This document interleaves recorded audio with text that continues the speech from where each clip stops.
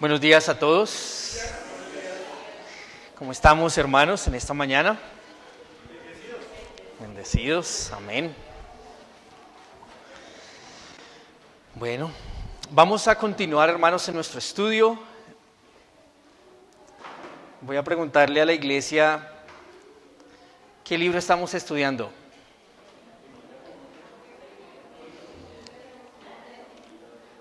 Bueno, ¿y ahora en qué continuamos? ¿En qué parte vamos?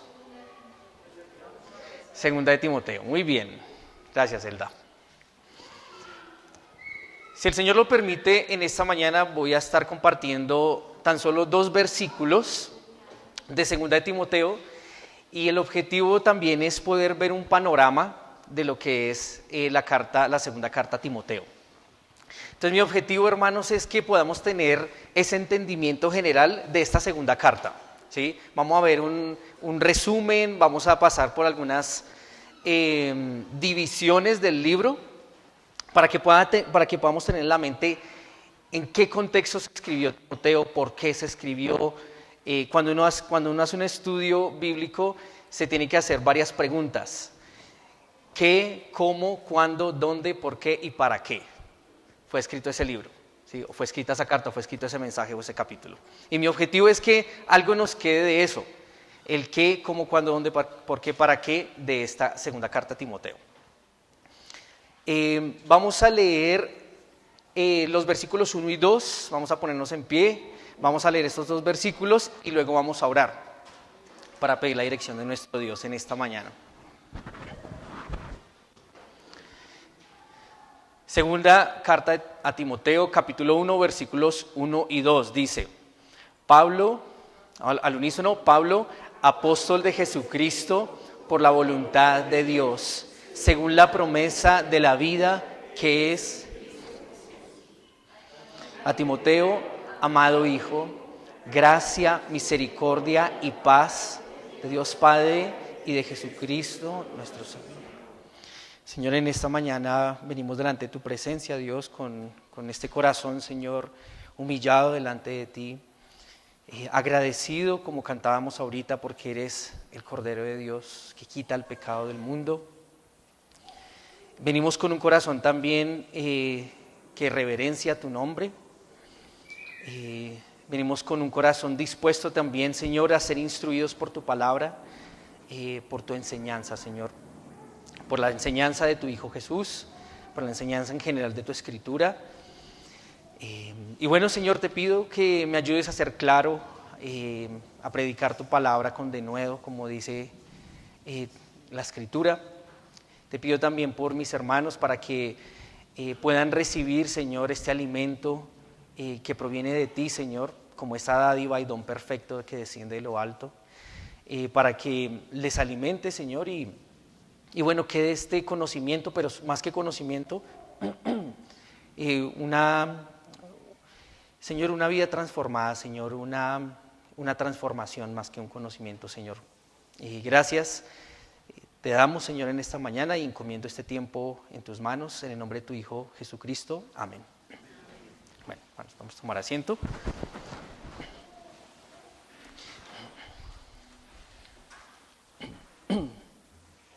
Bueno, vamos a iniciar con el versículo 1.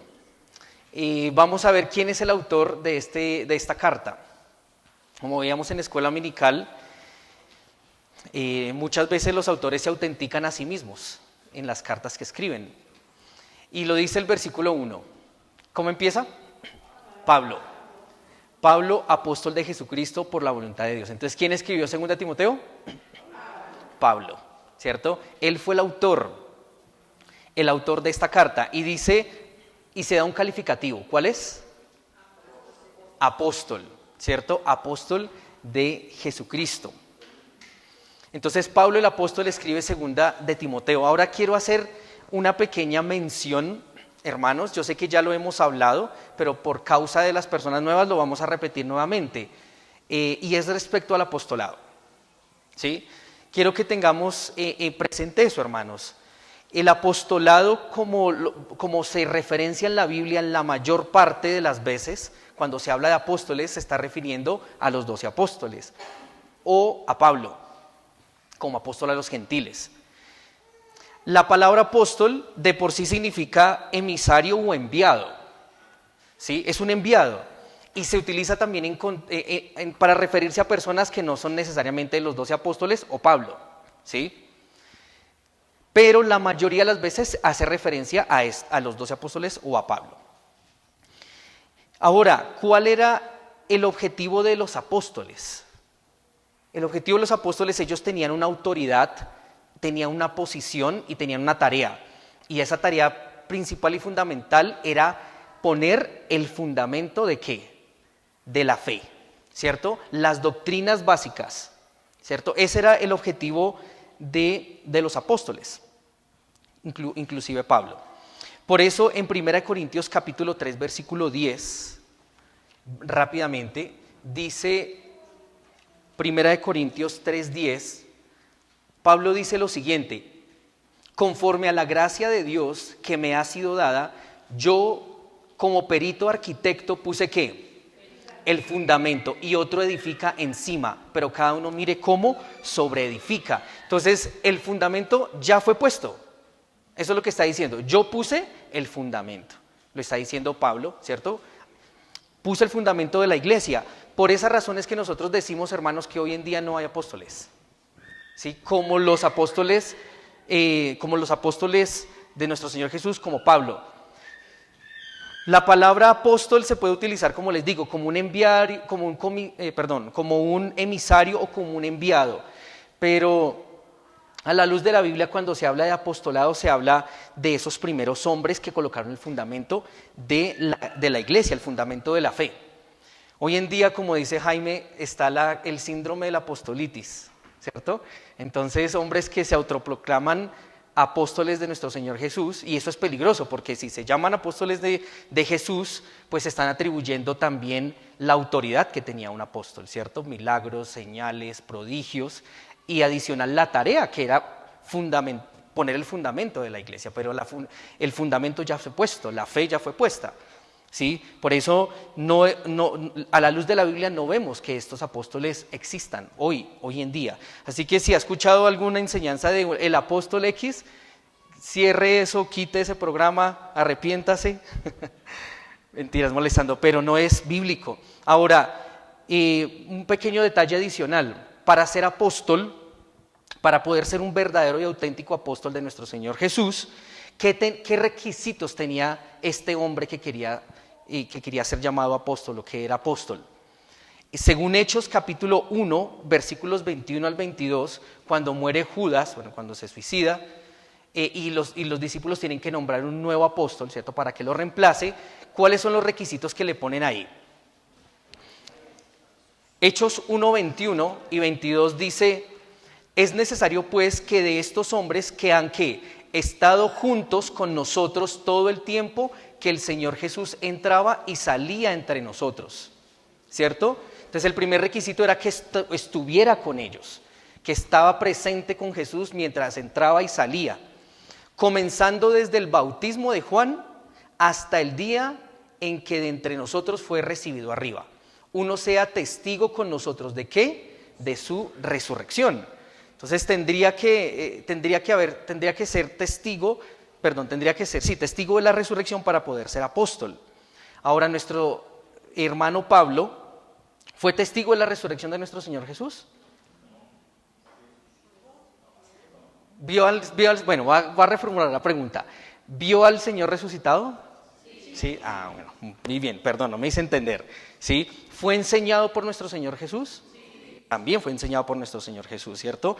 La palabra dice que él estuvo más o menos 3 años en Gálatas capítulo 17 en Arabia, donde fue instruido por nuestro Señor Jesús directamente.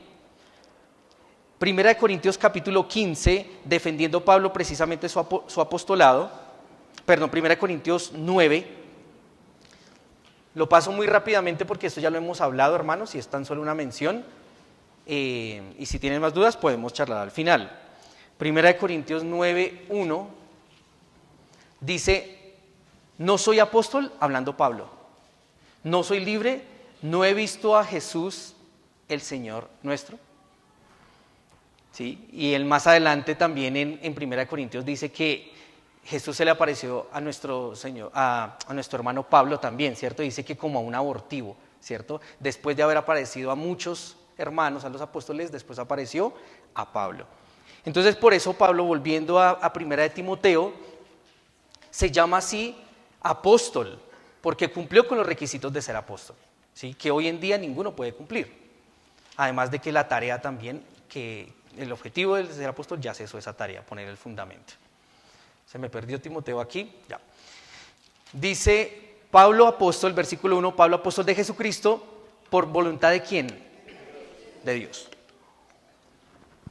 Para él es importante que Timoteo sepa esto, que él no es apóstol por voluntad de hombre, ¿sí? Que no fue un hombre el que lo nombró, yo lo nombro apóstol, ¿sí? No. ¿Quién fue quien nombró a Pablo como apóstol y lo constituyó como apóstol? Dios, Jesucristo, por su voluntad, por su determinación, por su anhelo. Ese era el anhelo y era el propósito que tenía Dios con Pablo. Y él necesita, es importante esto, hermanos, porque Pablo, para poder dar un mensaje, necesita primero autenticarse a sí mismo, porque si no, no le van a creer, ¿sí? Él necesita decir quién es para que su mensaje a su vez sea creíble. Entonces por eso él da todas estas, ¿cómo decirlo? Sí, como referencias o como estos, no quisiera decir títulos, pero hay una palabra, se me fue, acerca de quién es él.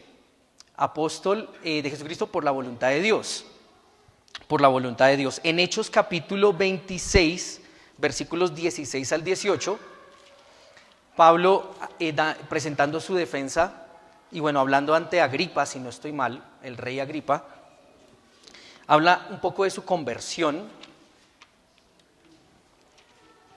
y nos narra de ese propósito del llamado que tuvo.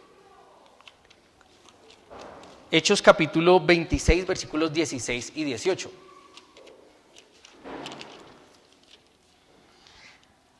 Sí, precisamente está frente a Agripa.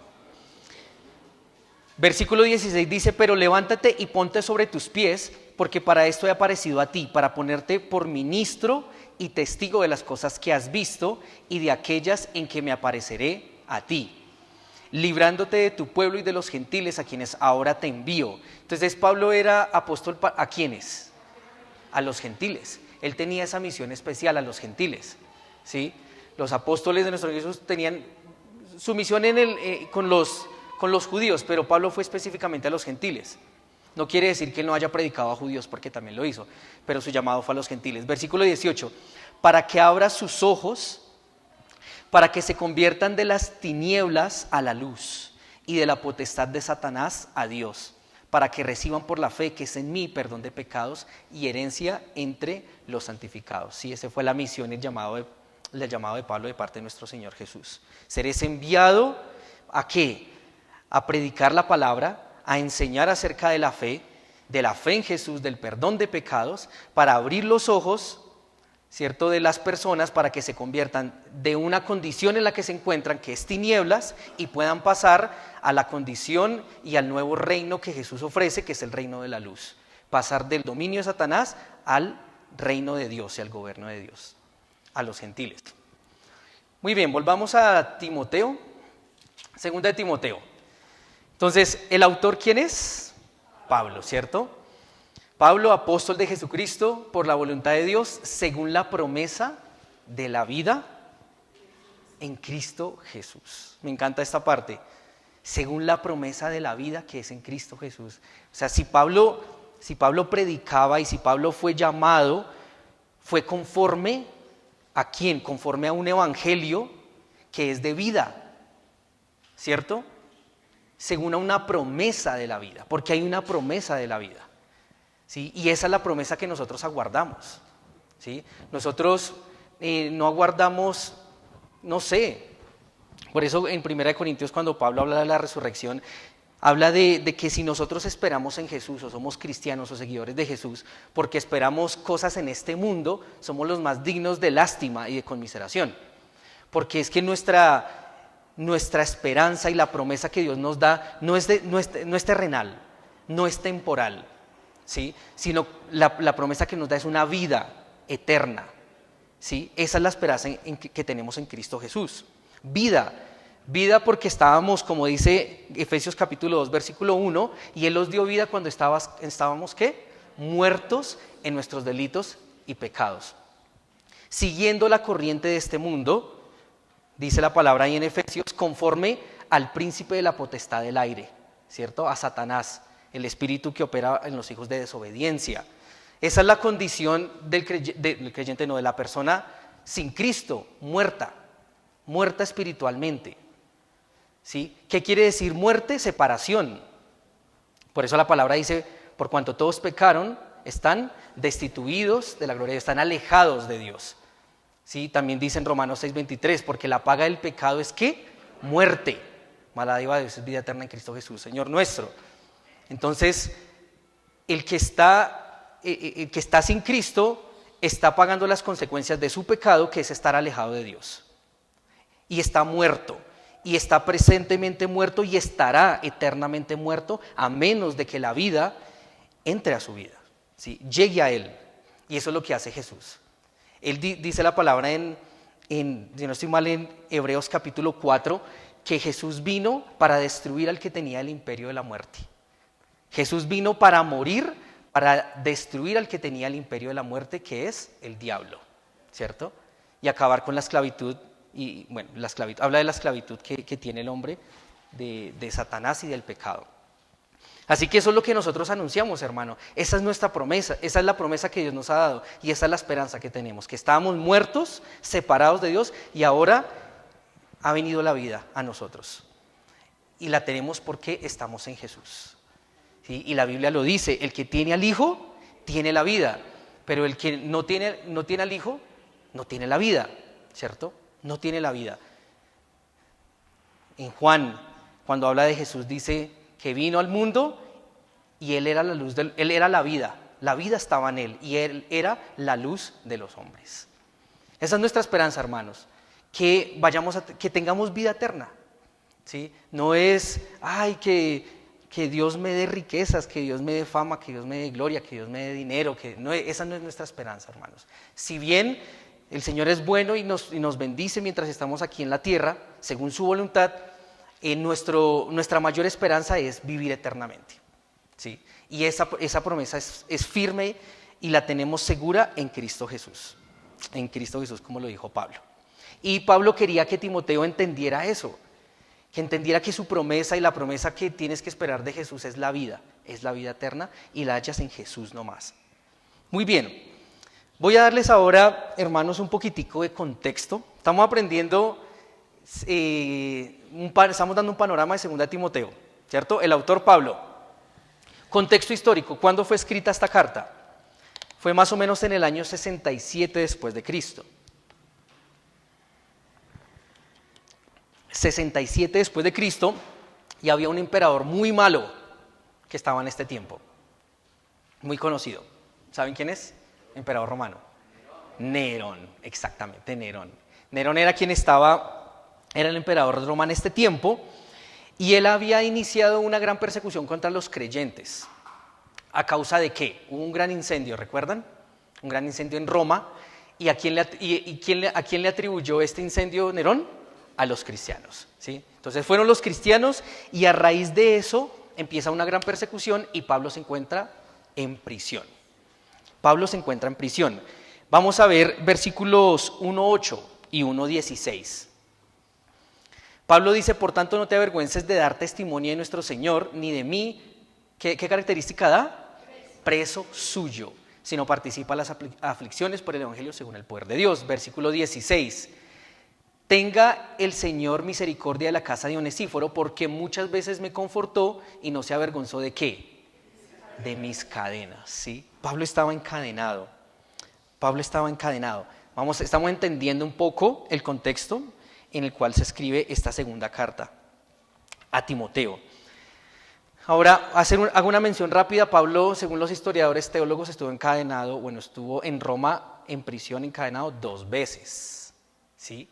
La primera vez la podemos ver fácilmente a finales del libro de los Hechos, cuando Pablo es llevado como prisionero a Roma, en un barco que naufraga y ya todos sabemos. ¿Recuerdan? Pablo apeló como ciudadano romano, ¿a quién? A César, exactamente, a César. Y dijo, yo apelo a César porque, bueno, los judíos estaban atacando, lo estaban acusando, lo querían matar realmente. Y él presenta defensa ante Félix, ante Festo, en fin, y dice, quiero ir a César porque soy ciudadano romano, y a raíz de eso es que termina en Roma, ¿sí? Y allá dura en prisión domiciliaria 2 años, según Hechos capítulo 28, versículos 30 al 31. Sin embargo, Pablo, según lo que dicen los historiadores, Pablo tuvo que haber estado encadenado, o sea, él tuvo que haber sido liberado en Roma y vuelto, y nuevamente lo encarcelaron. ¿Por qué? Porque justamente aquí a finales de la carta a Timoteo hay unas cosas que Pablo menciona que hizo, que no se registran y que no concuerdan mucho con el libro de los Hechos, ¿sí? Ahora, no quiere decir que el libro de los Hechos narrará absolutamente toda la vida de Pablo. Sin embargo, pues acá hay unas cosas que no están, y no está mal que no estuvieran en el libro de los Hechos, pero, por ejemplo, habla de una visita y de cómo Pablo dejó a Timoteo en Éfeso, cómo dejó a Tito en Creta, cómo dejó a un hombre enfermo, que no recuerdo el nombre, a Trófimo dejé en Mileto, enfermo, dice al final, y eso lo vamos a ver en más detalle más adelante. Lo que, según los historiadores y teólogos, hace pensar que Pablo fue liberado en Roma. Él dice que él presentó defensa estando en Roma y lo abandonaron, nadie estuvo con él. Vamos a leerlo, para no estar como parafraseando. Rápidamente, una mención. Capítulo 4 de Segunda de Timoteo, versículo 16.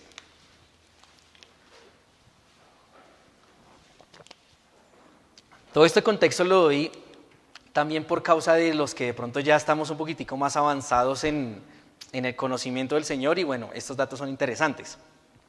Versículo 16 dice, en mi primera defensa ninguno estuvo a mi lado, sino que todos me desampararon. Entonces, esa primera defensa es cuando estaba Pablo allá en Roma. La primera vez que presentó defensa. Versículo 17, pero el Señor estuvo a mi lado y me dio fuerzas para que por mí fuese cumplida la predicación y que todos los gentiles oyesen. Y dice, así fui librado de la boca del león. Posiblemente aquí está hablando de que fue librado de que los judíos lo hubiesen acusado y que hubiese sido condenado en ese primer arresto, digámoslo así, de Pablo. Luego dice, versículo 18, y el Señor me librará de toda obra mala y me preservará para su reino. Bueno, anteriormente dice que en el versículo 17 que estuvo a su lado, para que por mí fuese cumplida la predicación y que todos los gentiles oyesen. Entonces da a entender que Pablo tuvo un tiempo de libertad donde pudiera predicar a los gentiles, ¿sí? Entonces por eso ahí podemos inferir que tuvo ese tiempo de libertad donde predicó y luego nuevamente es arrestado. Y cuando nuevamente es arrestado es cuando escribe esta carta de Segunda de Timoteo. Segunda de Timoteo. Muy bien. Entonces Pablo se encuentra en una prisión romana. Solo, dice que muchos lo desampararon, ¿cierto? Habla de Demas que se fue, pero Lucas estuvo con él. Pero pensemos en eso. En prisión y esperando que de pronto sus más allegados estuviesen con él y lo abandonaron, ¿sí? Adicional a ello,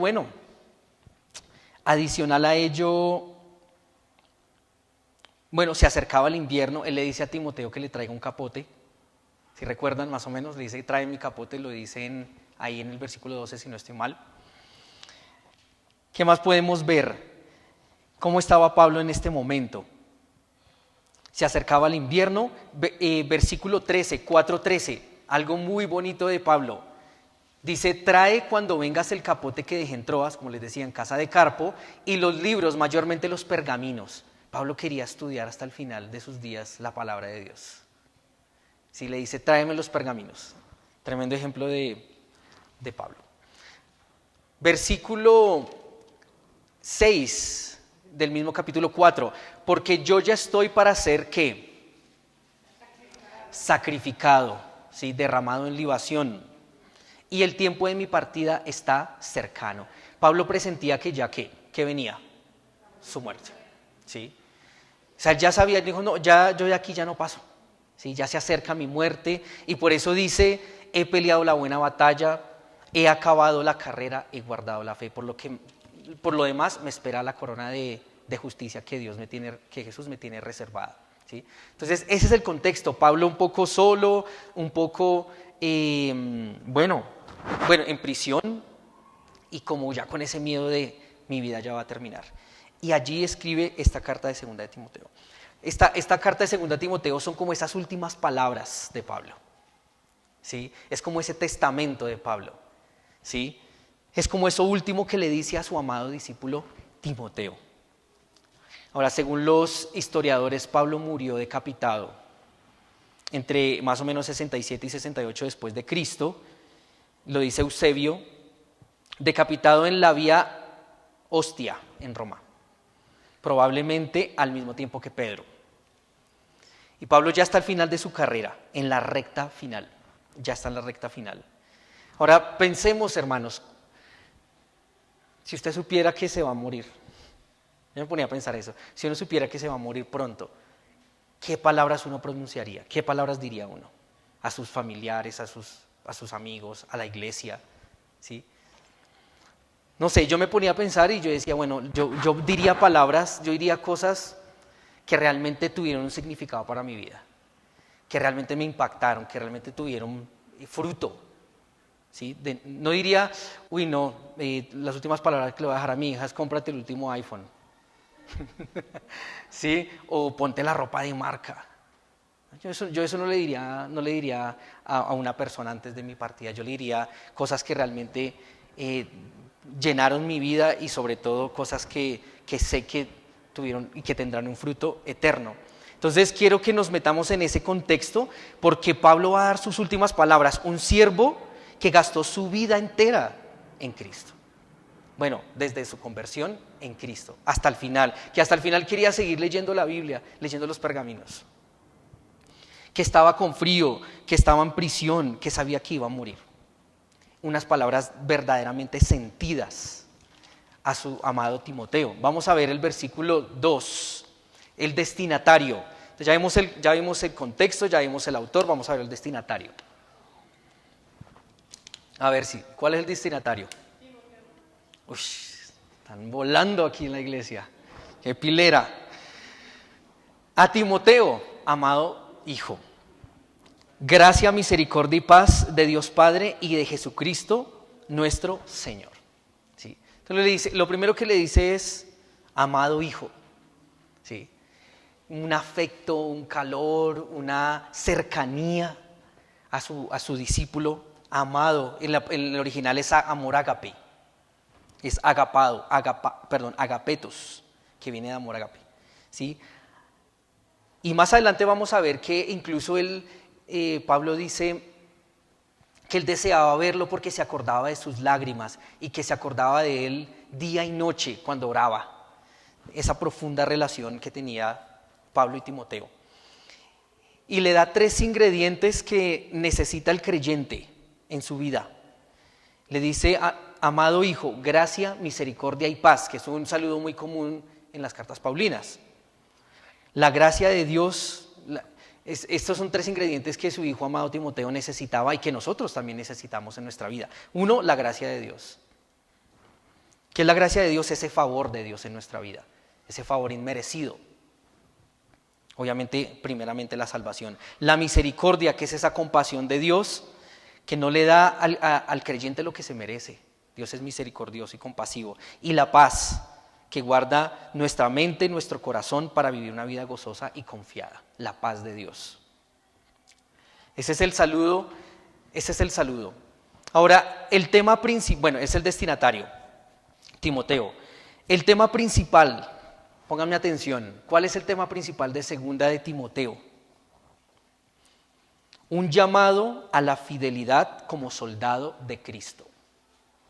¿Sí? Y esto involucra muchísimas cosas que ya ahorita vamos a ver. Un llamado a la fidelidad como soldado de Cristo.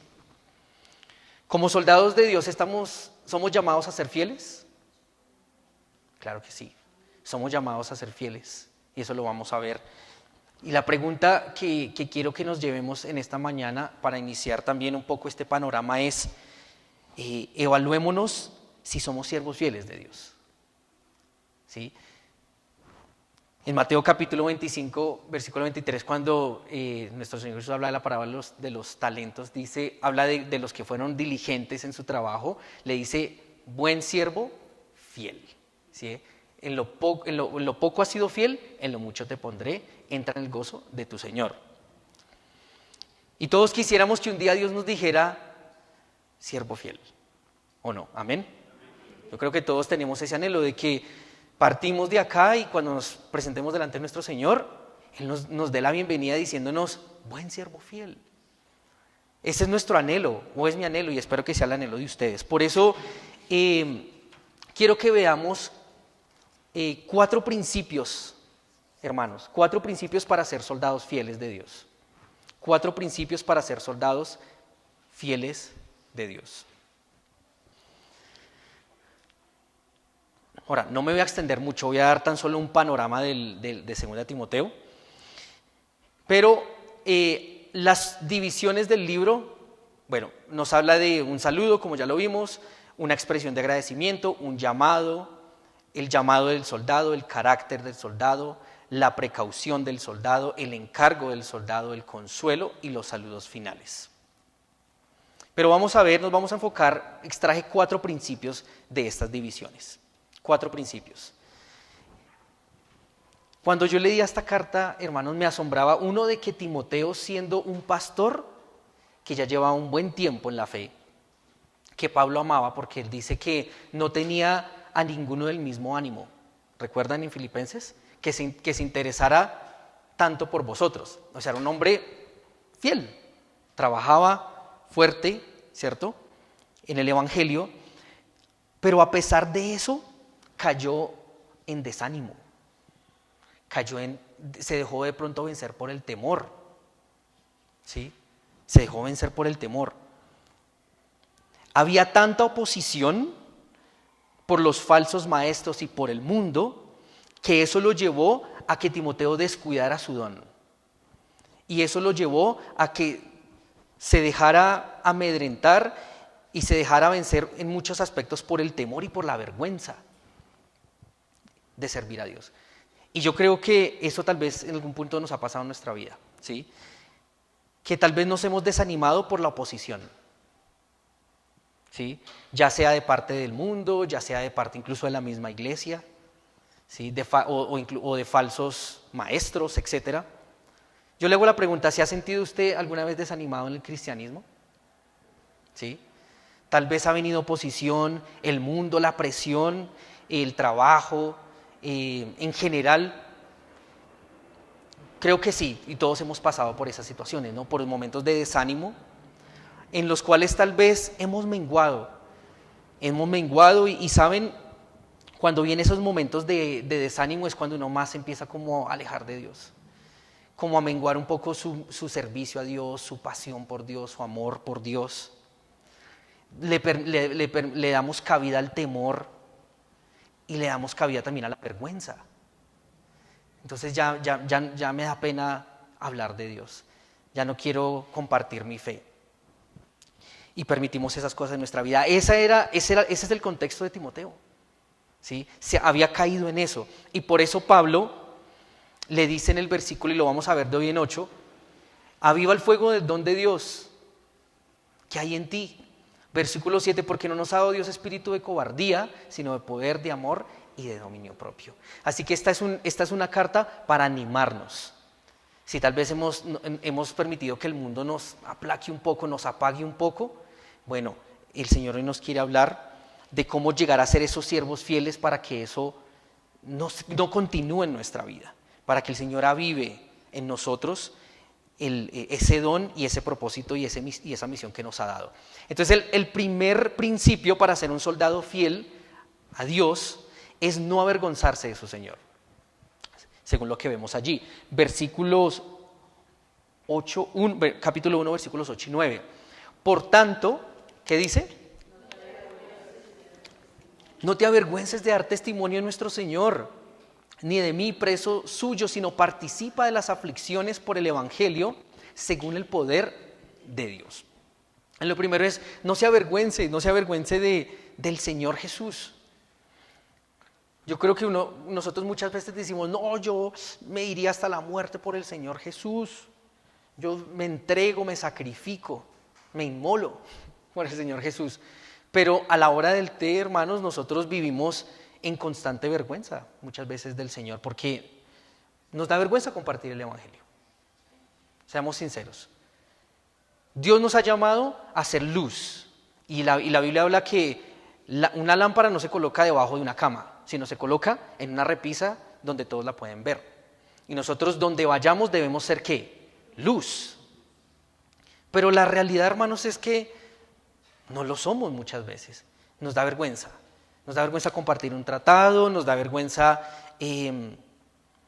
abiertamente entablar una conversación con alguien y decirle soy cristiano, creo en Jesús, creo en la esperanza de la vida eterna como lo veíamos ahorita, y creo firmemente que Él es el único camino y un día vendrá a juzgar, y mi tarea es advertirte de ese juicio, porque ni el Señor quiere condenarte. Ese no es el propósito por el cual te creó. Dios quiere darte vida.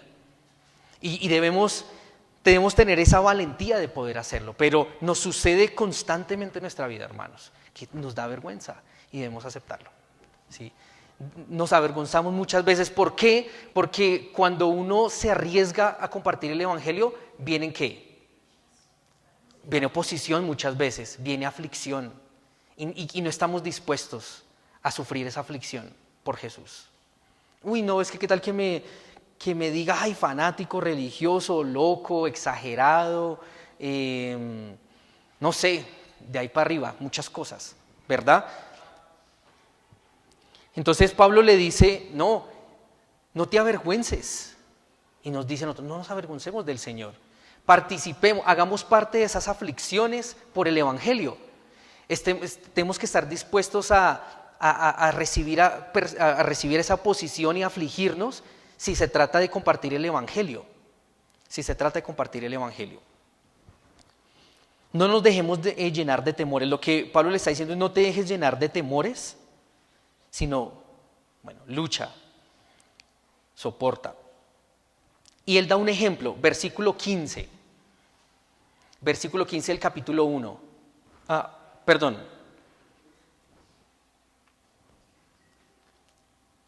Dice, ya sabes esto, que me abandonaron todos los que están en Asia, de los cuales son Figelo y Hermógenes. Entonces Pablo se presenta como ejemplo y dice, a mí me han abandonado. Y yo estoy dispuesto a participar y a sentirme afligido en ese aspecto de que me hayan abandonado. No me interesa. Es más, no solamente me abandonaron, hay más adelante en el capítulo 3, versículos 11 y 12,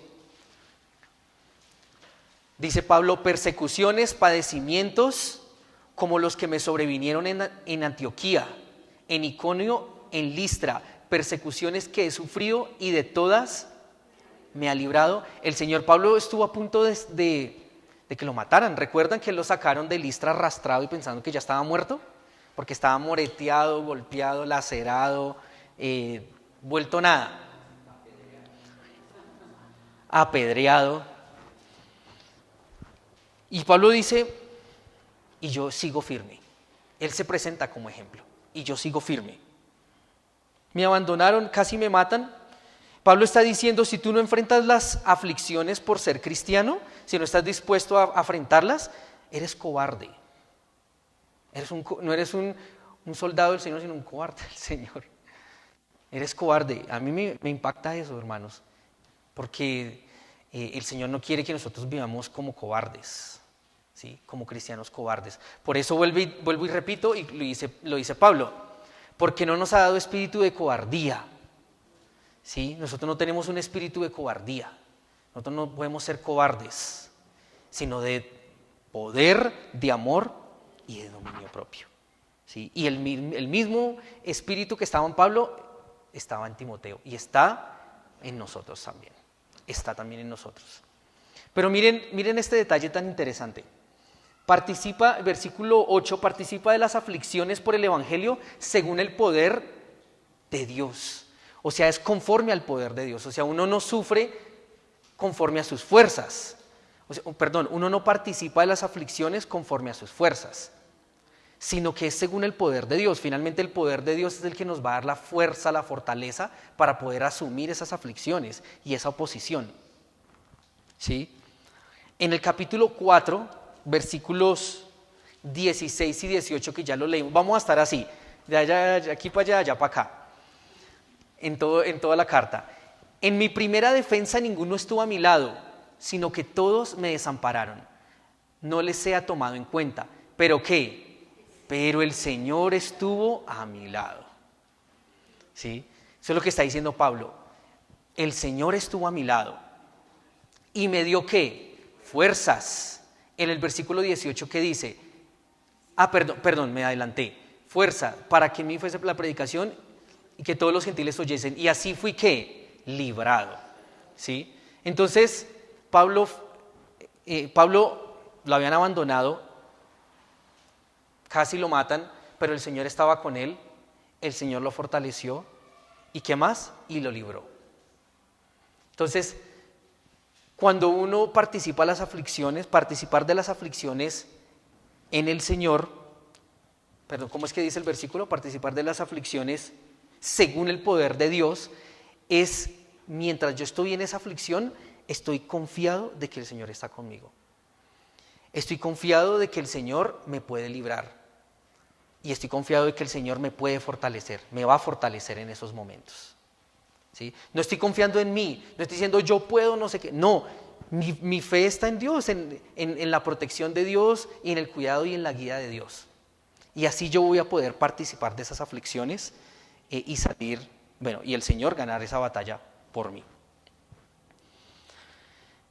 Y miren lo hermoso también como Pablo termina en el versículo 18. Y el Señor me librará de toda obra mala y me preservará para su reino celestial. ¿A Él qué? Sea la gloria. A Él sea la gloria. En medio estando en la cárcel, solo, lo abandonaron, a punto de morir. ¿Y Él qué dice? A Dios sea la gloria. Alaba a Dios en medio de esas situaciones. ¿Qué ejemplo? ¿Qué ejemplo? Eso es participar de las aflicciones por el Evangelio en el poder de Dios, con nuestra mente y nuestra mira y nuestra confianza en el Señor. Entonces, no avergonzarnos del Señor, ¿cierto? El segundo principio es forjar un carácter firme. Forjar un carácter firme. Segunda Timoteo 2, 1 y 2. Tú pues, hijo mío, ¿qué? Esfuérzate en la gracia que es en Cristo Jesús. ¿A quién le gusta esforzarse? A nadie, ¿no? Ay, tenemos que hacer tal, vamos a hablar específicamente de la hora, ¿no? Tenemos que madrugar temprano, madrugar a la iglesia. Ay, no, qué pereza, tengo sueño, ayer no dormí bien, me duele la cabeza, en fin, ¿cierto? Y nos cuesta esforzarnos, decir, no, Señor, tengo un compromiso, voy a ir a la iglesia temprano y llego aquí a la hora que debe ser, a las 9 de la mañana, ¿sí?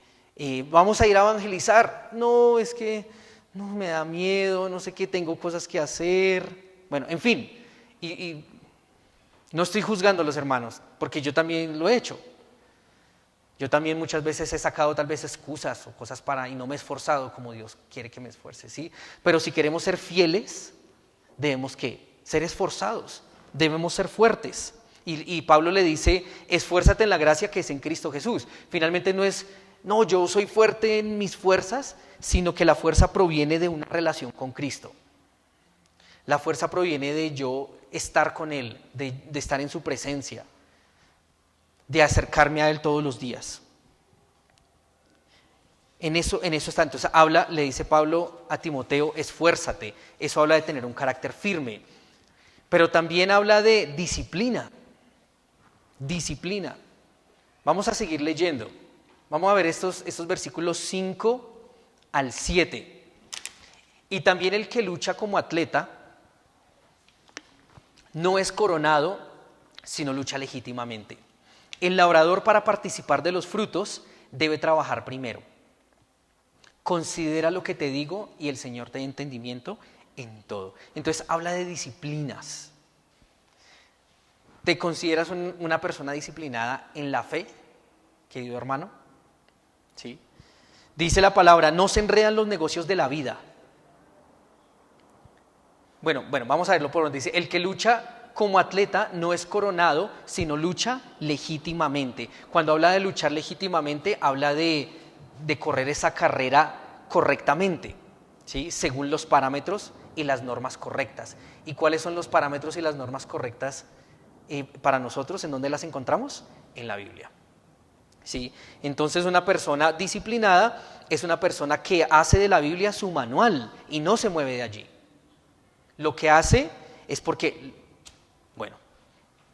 es la norma que los estatutos, las ordenanzas que nos da la Biblia. Dice, el labrador para participar de los frutos debe trabajar primero.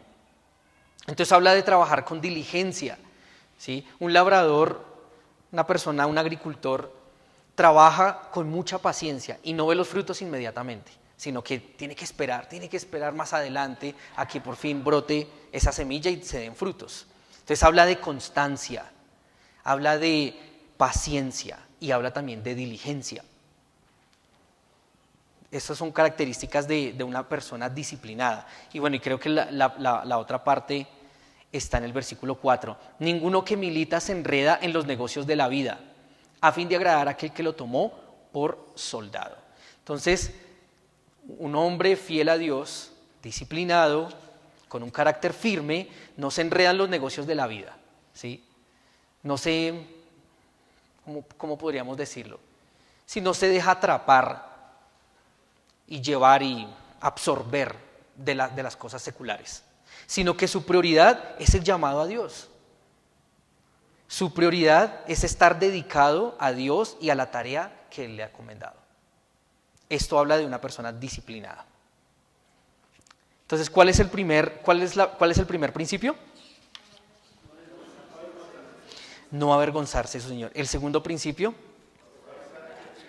forjar un carácter firme. Tercer principio, alta destreza en el manejo de la palabra de Dios, obviamente. Una alta destreza en el manejo de la palabra de Dios. En el capítulo 3, Pablo va a mencionar los tipos de personas contra los cuales Timoteo tiene que luchar, contra los cuales que se están oponiendo a él y que él tiene que enfrentarlos.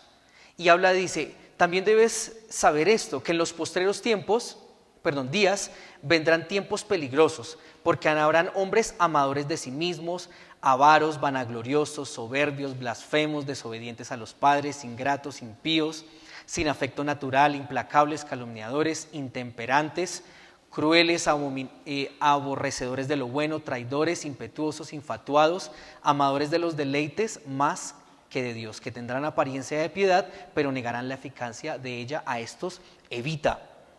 Yo dividí como este grupo de personas con las que Timoteo se tenía que enfrentar en tres. Uno, aquellos que traían falsas enseñanzas, ¿sí? Y tenía que enfrentarse a estas personas. Tenía que enfrentarse en el capítulo 2, versículo 17. 2:17 habla de unos hombres, Himeneo y Fileto. Dice el versículo 18 que se desviaron de la verdad diciendo que la resurrección ya se efectuó y trastornan la fe de algunos. Él tenía que enfrentarse con esas personas que salían con doctrinas antibíblicas. Pero también tenían que enfrentarse a hombres amadores de los deleites de este mundo más que de Dios, como lo veíamos en los versículos que leíamos, ¿sí? Entonces, posiblemente gentiles que en su vida natural, normal, obviamente vivían para los placeres de este mundo, ¿sí?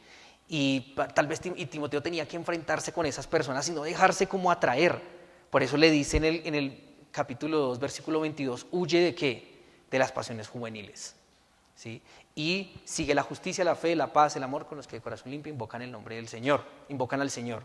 Entonces tenía que enfrentarse a estos hombres que les gustaba eran los placeres del mundo. Y adicional tenía que enfrentarse contra la apostasía, contra hombres que tenían apariencia de piedad pero negaban la eficacia de ella, que conocían tal vez de Dios y habían sido expuestos a la palabra, pero al fin y al cabo se habían apartado y no mostraban fruto alguno. Entonces yo pensaba en esto y digo, ya entiendo por qué Timoteo estaba un poquitico como cabizbajo, como bajo de ánimo, como temeroso, porque enfrentarse a todas estas personas no es fácil, ¿sí? No es fácil. Como pastor, incluso nosotros como creyentes, nosotros estamos rodeados de este tipo de personas todos los días, ¿sí? Personas con falsas enseñanzas, ¿cierto? Entonces por todo lado encontramos y vemos personas que salen con enseñanzas y uno tiene que, ¡ay, Dios mío, ¿cómo hago para hablarle a estas personas? ¿Cierto? Con personas que viven de placeres de este mundo, ¿sí? Que solo es la rumba, la fiesta, el trago, los viajes, las profesiones, la ropa, los lujos, etc. Y uno, Dios mío, ayúdame a saber cómo lidiar con este tipo de personas, ¿cierto? Y también con la apostasía que vemos hoy en día, ¿cierto? Esas falsas iglesias que hay, estos falsos maestros. ¿Y cuál era el arma que Pablo le daba, que Timoteo tenía para poder enfrentar a este tipo de personas? ¿Qué arma tenía? La palabra. La palabra era era el arma que Timoteo tenía para poder hacerle frente a todas estas personas, para hacerle frente a todos estos opositores. Por eso dice el capítulo 3, versículo 14, que lo conocemos todos, bueno, hasta el 16. Pero tú persiste en lo que has aprendido y te persuadiste. Timoteo tenía que persistir en eso, no tenía que dejarse mover. Porque hermanos, yo creo que en nuestra vida cristiana, cuando nos enfrentamos a estos opositores, tal vez nuestra fe pueda empezar a tambalear. ¿Será que yo sí? ¿Será que esta es la enseñanza? ¿Será que me voy por este lugar? ¿Será que lo que dicen los testigos de Jehová es verdad? Si no estamos firmes en la palabra, vamos a terminar allá, ¿cierto? O los que aman los placeres de este mundo. Uy, no, sí, pero oiga, si yo tan aburrido como cristiano, no hago nada divertido, yo voy a salir y voy a echarme mis festicas y mis traguitos y con ello voy a disfrutar la vida, solo hay una, como dicen, ¿no? ¿Y qué pasa? Pero si tengo la palabra arraigada, si entiendo que el Señor me quiere consagrado para Él en santidad, no me voy a dejar mover, ¿cierto? Y así también con aquellos que apostatan. Por eso dice, no te dejes mover, persiste en lo que has aprendido y de lo que te persuadiste. Nosotros hemos sido persuadidos por la palabra y no nos podemos mover de ahí, hermanos. No nos podemos mover de ahí, sabiendo de quién has aprendido y que desde la niñez has sabido las Sagradas Escrituras, las cuales te pueden hacer sabio para la salvación por la fe en Cristo Jesús. Y dice, versículo 16, toda la Escritura es inspirada por Dios y útil para enseñar, para redarguir, para corregir, para instruir en justicia, a fin de que el hombre de Dios sea perfecto, enteramente preparado para toda buena obra. Entonces la palabra lo que va a hacer en nosotros es prepararnos, ¿cierto? Estar preparados para ser maduros para toda buena obra y para poder resistir y hacer frente a todos estos enemigos que nos atacan, a todo este tipo de personas que nos atacan en la vida diaria. Entonces Pablo le dice a Timoteo, usa la palabra, y varias oportunidades lo dice. Por ejemplo, en el versículo 15 del capítulo 2, procura con diligencia presentarte a Dios aprobado, como obrero que no tiene de qué avergonzarse, que usa ¿qué? Bien la palabra de verdad, ¿sí? Timoteo, estudia. Aquí que usa bien la palabra de verdad es que hace un buen trazo de la Biblia, hace un trazo recto. Timoteo estudia, profundiza, conoce los conceptos de la palabra, los contextos, para que no te dejes mover. Ese era el antídoto, ese era como ese antídoto en contra de estos falsos y sus falsas enseñanzas. Y último principio, hermanos. Procurar hacer bien la labor hasta el final. Pastor Alberto nos ha enseñado, muchos empiezan bien y terminan mal, ¿cierto? Y la Biblia menciona cómo los viejos son los que se terminan desviando.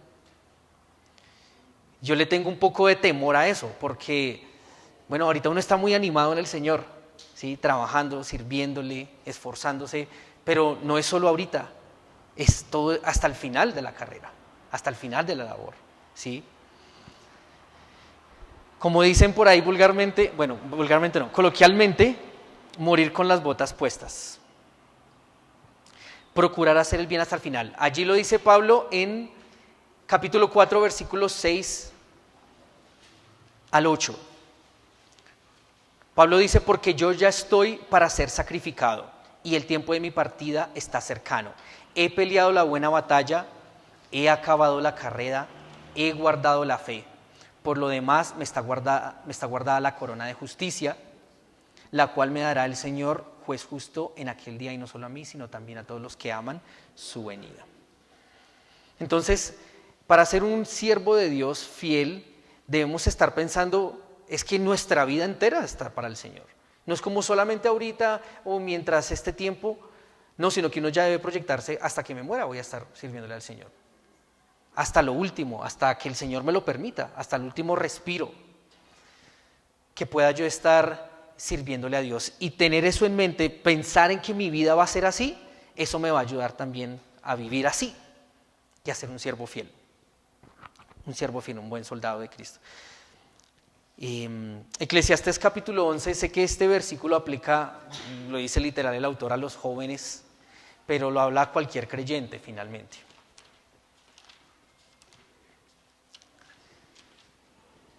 El capítulo 11, versículo 9 dice, alégrate joven en tu juventud y tome placer tu corazón en los días de tu adolescencia y anda en los caminos de tu corazón y en la vista de tus ojos, pero sabe que sobre todas estas cosas te juzgará Dios. Quita pues de tu corazón el enojo y aparta de tu carne el mal, porque la adolescencia y la juventud son vanidad. Capítulo 12, versículo 1. Acuérdate de tu Creador en los días de tu juventud, antes que vengan los días malos y lleguen los años de los cuales digas, no tengo en ellos contentamiento. Mi mayor anhelo, hermanos, es ese realmente. Que cuando pase mi juventud, que cuando pasen los años, yo pueda mirar atrás y decir, invertí bien mi tiempo. Y también pueda que usted no sea de 15 años ahorita, pero piense que en los años que le va a regalar al Señor, ¿cierto? Que cuando usted llegue a ese final de sus días, usted pueda mirar atrás también y decir, valió la pena. Lo que viví, me siento satisfecho, me siento alegre, me siento contento, y no solo me siento contento, sino mi Señor está feliz de que lo hice, de que peleé la buena batalla, de que corrí esa carrera y que guardé la fe hasta el final.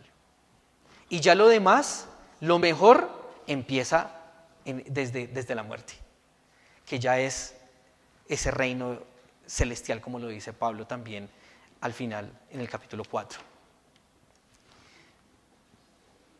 Dice dice el Señor me librará de toda obra mala y me preservará para su reino celestial. Me preservará para su reino celestial. Este realmente debe ser nuestro anhelo, hermanos.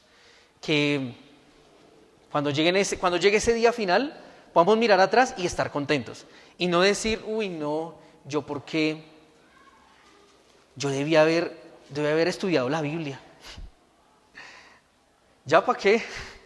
Ya remordimientos, Oiga, si yo debía haber memorizado. Oye, yo debía haber salido a evangelizar. Yo debía haber servido. Yo debía haber amado a mis hermanos. Debía haber ayudado, les debía haber ayudado en sus luchas, debía haber orado por ellos, etc. Que no sea yo hubiera, sino hice esto, Señor. Oré, serví, trabajé, me esforcé, participé de las aflicciones, no me avergoncé del Señor, forjé un carácter firme para Él, fui disciplinado en la piedad, utilicé la palabra de Dios, me la aprendí, se la sé de Génesis, Apocalipsis, no, eso sería una bendición, ¿no? Pero por lo menos que sí tenga uno un panorama de, oiga, leí por lo menos toda la Biblia y la entiendo, y que ese sea, hermanos, nuestro final como creyentes. Ese es el anhelo de Dios y ese es un principio de un hombre que es fiel a Dios, como soldado de Dios. Entonces, hermanos, ¿eres fiel? Ya vimos hoy 4 principios que nos van a ayudar. No avergonzarnos del Señor, hablar cuando debemos hablar, ¿cierto? Sin temor, decir soy cristiano, vivo para Jesús y obedezco su palabra. Y no me interesa lo que digan los demás, me interesa lo que diga mi Señor, porque si vivo agradando a lo que los hombres quieran, pues entonces ya no sería siervo de Dios, dice la palabra, ¿cierto? Ya no sería siervo de Dios. 1, voy a forjar un carácter en mi vida, firme, disciplinado, esforzado. ¿Nos cuesta? Sí. Nos cuesta, claro que sí, pero por eso Pablo le dijo a Timoteo, esfuérzate en la gracia de Jesús, toma fuerza de Jesús, ¿sí? La fuerza va a venir, la fuerza de un carácter firme va a venir es de permanecer constantemente en comunión con Dios, en comunión con Cristo y con su palabra. Para poder ser fiel tengo que conocer bien la Biblia. Hace no muchos días hablaba con una persona que me decía, yo soy maestro de la Biblia, yo enseño. Y yo, wow, me asombró, no lo pensé, la verdad, no parecía. Pero sin embargo yo tenía mis duditas. Entonces le dije, bueno, o sea que usted es salvo. Me dijo, pues sí. Entonces yo le dije, ¿cómo así? ¿Pero por qué lo duda? Me dijo, no, pues sí, yo creo que sí es salvo. Y yo, ¿por qué salvo? No, porque Dios me ama, yo lo amo, y pues sí, con Dios, para donde sea. Y yo, bueno, le valoro su fe, pero ¿y Jesús? No me mencionó a Jesús. ¿Dónde está la doctrina? O sea, nosotros somos cristocéntricos y la Biblia es Jesús, de Génesis a Apocalipsis. No conocía la obra de Jesús, ¿sí? Entonces no se trata de, sí, yo creo en Dios y yo sé que Dios está conmigo y yo sé que Él me ama y todos los días yo le oro y le pido. No sé. O sea, sí está bien, pero se trata es de estudiar la Biblia, de conocer cómo Jesús está en el Antiguo Testamento, se reveló en el Nuevo Testamento, de quién era Jesús, de su obra, de su impecabilidad, de su sacrificio, de su humillación, de su exaltación, de su reino. ¿Sí me siguen, hermanos? Entonces, un soldado fiel de Dios debe conocer, tiene una alta destreza del manejo de la palabra. Y finalmente, pues como veíamos hablando, procura hacer el bien hasta el final. Su meta es hasta el final terminar bien, acabar la carrera, pelear la buena batalla de la fe y guardar la fe, como dijo Pablo. Entonces, hermanos, que este libro, esta carta de 2 de Timoteo ayude a avivar nuestra fe. ¿Sí? A afianzarnos más, a arraigarnos más en el Señor, a ser fieles en el Señor en la obra que nos ha encomendado, recordando que Él está con nosotros, como lo veíamos ahorita, recordando que Él nos fortalece y recordando que Él nos va a librar de esas aflicciones que vayamos a pasar por el Evangelio. Amén.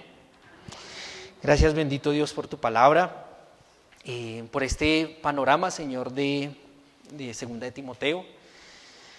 Y agradeciéndote, Dios, por esta bella carta, estamos emocionados y ansiosos, Señor, de ver todas las cosas que vas a hacer, Señor, en nuestras vidas, como tus hijos, si lo permitimos, Señor, si tomamos fuerza de la gracia en Cristo Jesús, si tomamos la decisión, porque finalmente tú no nos obligas, Señor, no somos robots, tenemos un libre albedrío y tú nos has dejado voluntad y poder de decisión para decir seguir o no seguirte, Señor, ser fiel o no ser fiel. Ayuda, Señor, porque no es una tarea fácil. Hay temores, sí, hay vergüenza, lo reconocemos, pero estamos dispuestos a que tú avives, Señor, ese fuego del don de Dios que hay en nosotros.